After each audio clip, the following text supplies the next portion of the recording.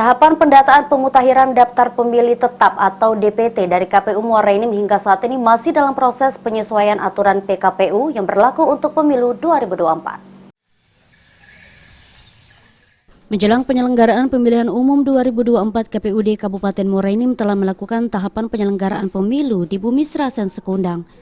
Tahapan pendataan daftar pemilih tetap atau DPT sudah didapat 418.336 orang, sudah termasuk pemilih pemula sebanyak 15.000 lebih.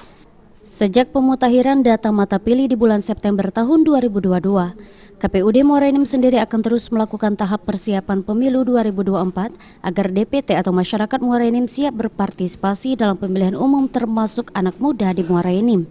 Romeo Doni menjelaskan, jika KPU Muara Enim sekarang sudah menyelesaikan pemutakhiran DPT dan calon pemilihan pemula sesuai dengan tahapan pada aturan PKPU 3 tahun 2022 untuk triwulan 3 berakhir pada Januari 2023.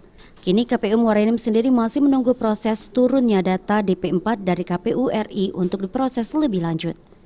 Pemutakhiran ini kalau berdasarkan PKPU 3 tahun 2022 itu tentang tahapan dan jadwal penyelenggaraan pemilihan umum 2024 itu dimulai 14 Oktober 2022 sampai 21 Juni 2023. Pemutakhiran data kita sudah triwulan 3 2022 kemarin, itu kita sementara off dulu pemutakhiran berkelanjutan sembari kita menunggu turunan data DP4 dari KPU RI untuk diproses nanti setelah pantarlih di bulan 1-2 lah itu sudah terbentuk, baru kita mutakhirkan.